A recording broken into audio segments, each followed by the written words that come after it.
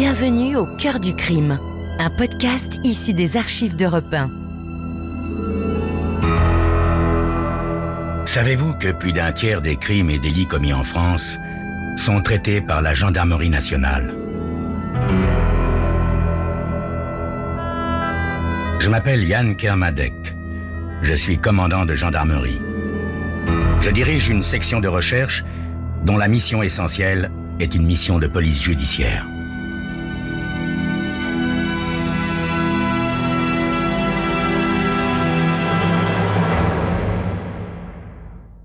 L'histoire que je vais vous raconter est une histoire vraie. Tous les faits sont réels et se sont déroulés en France. Seuls les noms des personnes et des lieux ont été changés.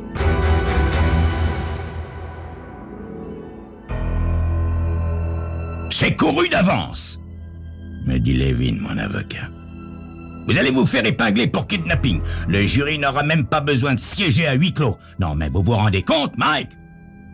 Je hausse les épaules. Cette question.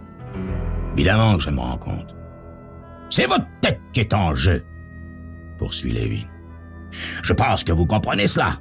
Parce que, ici, un kidnapping constitue un crime capital. D'accord? Oui, d'accord. Alors que faisons-nous? Demande mon avocat qui, pour un peu, ferait le geste de s'arracher les cheveux. Je me penche vers lui par-dessus la petite table en bois et je le regarde droit dans les yeux. Ça, cher maître, c'est à vous de me le dire. Vous êtes un avocat réputé et pas spécialement bon marché, alors trouvez quelque chose. Moi, j'ai plus du tout confiance en moi-même depuis ce qui s'est passé hier soir. Ça ne m'étonne pas, ça, reprend Levin en secouant la tête. Mais ça me suggère un moyen de défense, le seul possible. La folie passagère. Vous êtes cinglé, Mike. Dingue, complètement marteau. Mais vous avez kidnappé Judy Craig en état de démence, compris? Non, mon vieux, non. Trouvez autre chose, moi j'aime pas ça du tout. Je veux bien être tout ce que vous voulez, mais pas cinglé. J'ai toujours été sain d'esprit, et tous ceux qui me connaissent vous le diront. Je suis sûrement pas plus timbré que vous. Levin se renverse sur sa chaise en se tapant les cuisses de ses deux grandes mains. Les saints d'esprit, laissez-moi rire. Et ce que racontent les journaux, alors, c'est peut-être pas vrai? Si, bien sûr que si. Ah bon? Écoutez tout de même ça, Mike. Après, on verra si vous prétendez toujours être saint d'esprit. Il sort de sa serviette un quotidien du matin et le déplie d'un grand geste théâtral. D'après ce canard, Mike, vous êtes descendu à Riverside, dans le même hôtel que les Craig. Un riche industriel, sa femme et leur petite fille de 11 ans, Judy. C'est bien ça? Et bien sûr que c'est ça, vous le savez, mon vieux. Bah, je continue.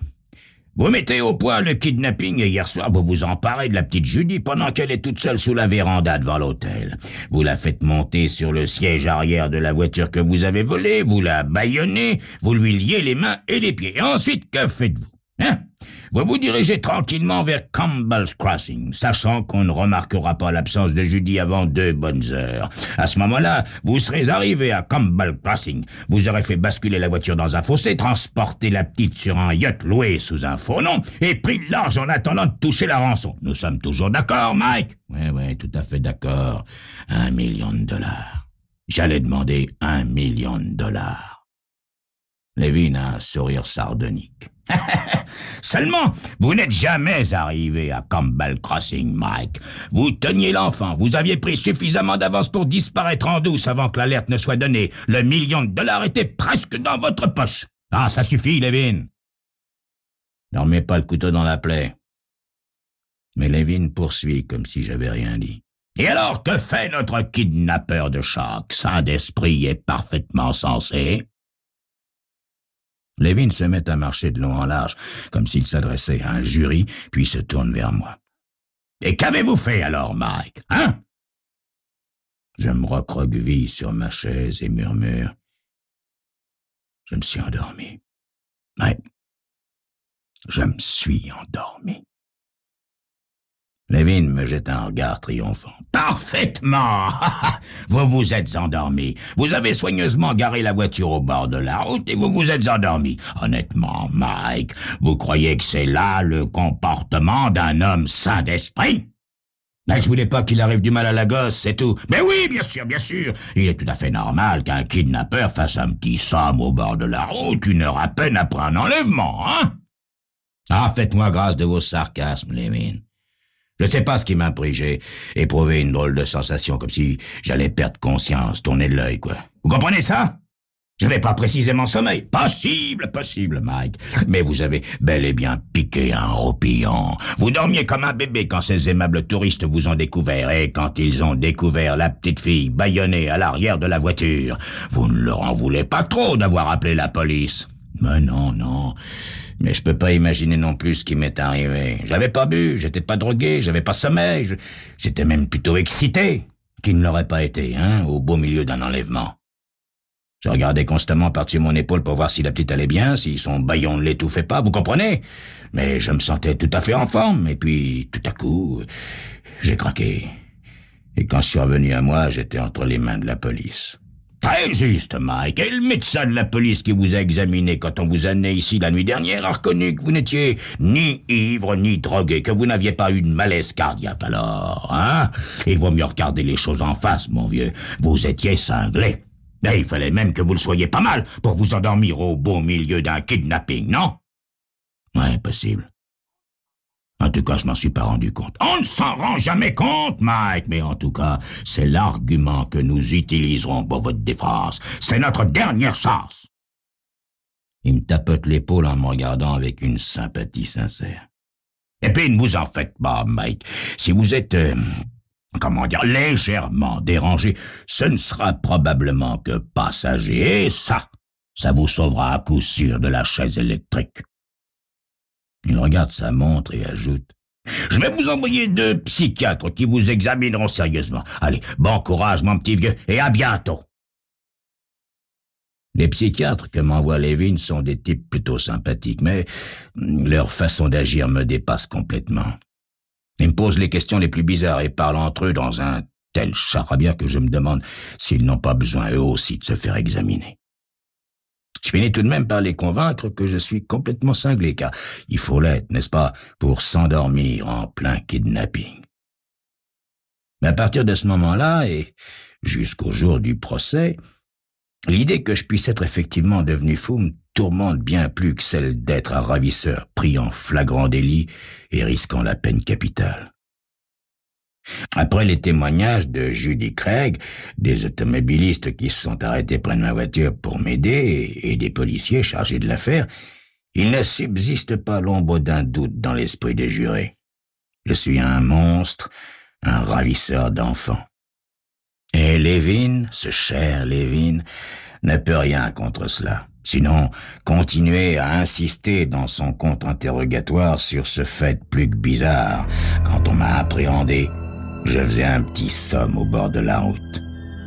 Pour finir, Levin insinue, sans trop de subtilité, qu'aucun kidnappeur ayant toute sa tête n'aurait agi de la sorte en sachant qu'une sentence de mort plane au-dessus de sa tête. Oui. La sentence de mort plane sérieusement sur la tête de Mike. La folle idée de son avocat réussira-t-elle à le tirer de ce mauvais pas? C'est ce que vous saurez dans quelques instants.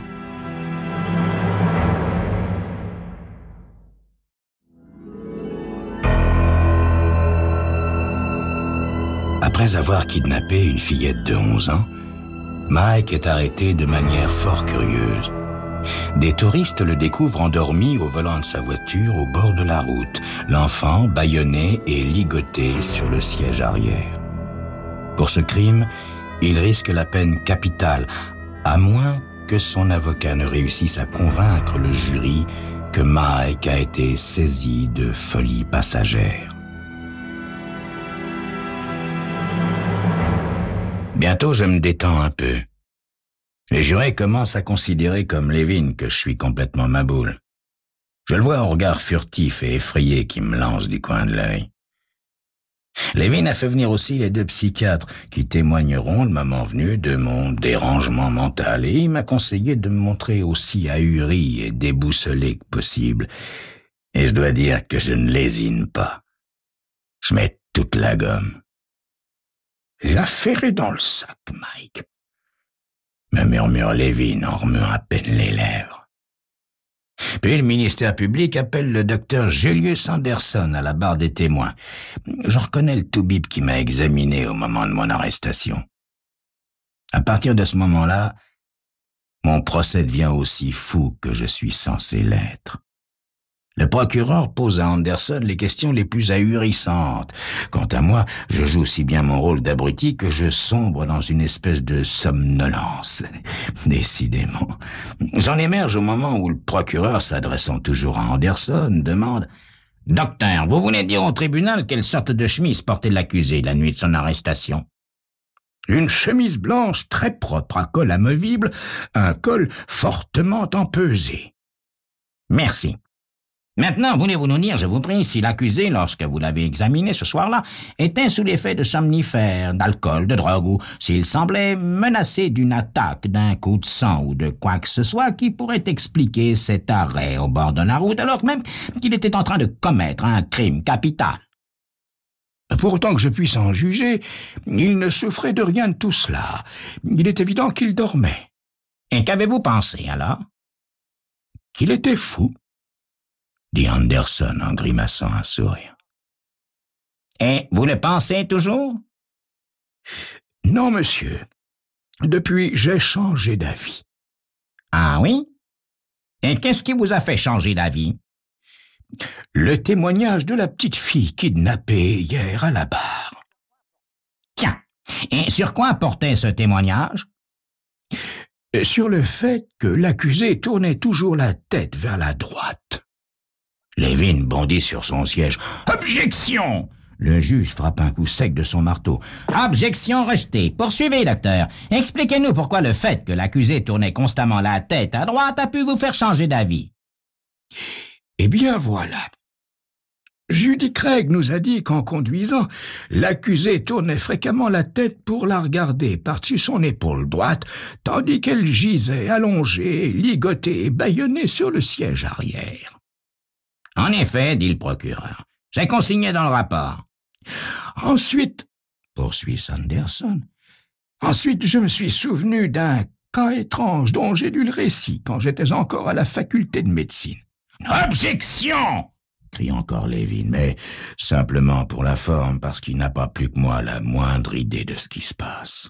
Le juge non plus, d'ailleurs, mais lui, il a l'air très impatient d'en savoir davantage. « Objection rejetée !» dit-il. « Poursuivez, docteur Anderson. »« C'est bien simple, » dit le médecin. « C'est parce qu'il tournait tout le temps la tête à droite qu'il a dû s'arrêter pour faire un petit somme. » Cette déclaration fait sensation et la salle se met à jacasser si fort que le juge est obligé de frapper plusieurs coups de marteau. Anderson n'est pas peu fier de l'effet produit et Levin est vert de rage. Moi, je dois être blanc de trouille. « En tant que médecin, » dit Anderson une fois le silence revenu, « en tant que médecin, je me suis naturellement intéressé aux causes qui ont poussé l'accusé à s'arrêter pour faire un somme à un moment pareil. Je le répète, au départ, je l'ai pris moi aussi pour un déséquilibre, et puis je me suis demandé s'il ne pouvait pas y avoir là une raison purement physique, voyez-vous. Mais je ne peux expliquer la suite sans entrer dans certains détails techniques. »« Eh bien, donnez-nous ces détails techniques, » dit le procureur avec une grimace. « S'il faut en passer par là. » Ce sont le témoignage de la fillette et le fait que l'accusé portait un col empesé qui m'ont mis sur la voie. Voyez-vous, la seule explication que l'on puisse retenir pour expliquer la conduite de l'accusé, votre honneur, c'est qu'il possède un sinus et une carotide sensible, je dirais même hypersensible. L'artère carotide, comme vous le savez certainement, approvisionne le cerveau en sang et en oxygène stimulant. Si l'écoulement du sang est stoppé ou simplement interrompu assez souvent, il en résulte un passage à vide, un évanouissement si vous préférez. Pourtant, celui-ci peut ne pas se produire immédiatement. Il arrive que celui qui en est victime le sente venir petit à petit, de sorte qu'il peut très bien avoir le temps de garer sa voiture sur le bas-côté de la route et d'arrêter le moteur avant de perdre connaissance. Je pense que c'est ce qui est arrivé à l'accusé. Autrement dit, chaque fois que l'accusé tournait brusquement la tête vers la droite pour vérifier l'état de la petite fille, le coin très empesé de son col de chemise appuyait sur son cou, exerçant une forte pression sur son artère carotide droite. Il n'a même pas eu besoin de se tourner souvent pour s'évanouir, voyez-vous. En fait, votre honneur, je suis intimement convaincu que l'accusé n'a pas l'esprit plus dérangé que vous et moi. Il a simplement un sinus de la carotide droite anormalement sensible.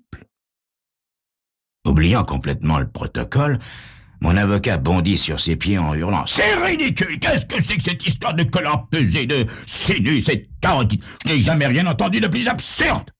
Il tend la main et me saisit par le cou dans le creux situé entre le menton et l'épaule. « C'est bien là, n'est-ce pas ?» Le docteur Anderson acquiesce d'un air goguenard. Alors, Levin se tourne vers le jury d'un air de profond dédain. « Je vais vous montrer à quel point vous pouvez avoir confiance dans le témoignage de ce charlatan. Regardez bien !» Et il appuie bien fort son pouce sur le côté droit de mon cou. Un moment plus tard, quand je reprends conscience et que je retrouve mes esprits, je demande au procureur, en regardant mon avocat, « Alors, qui c'est qui est fou, votre honneur ?» La réponse ne me surprend pas vraiment. « Votre avocat, voyons, qui d'autre ?» Je vais donc être exécuté bientôt. Mais vous ne pouvez pas savoir combien je suis soulagé de savoir avant de mourir que tout compte fait. Je suis parfaitement sain d'esprit.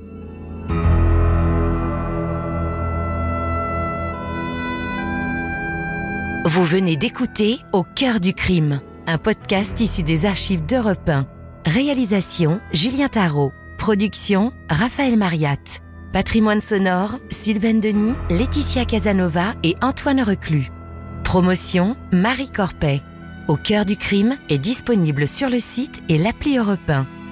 Écoutez aussi l'épisode suivant en vous abonnant gratuitement sur votre plateforme d'écoute.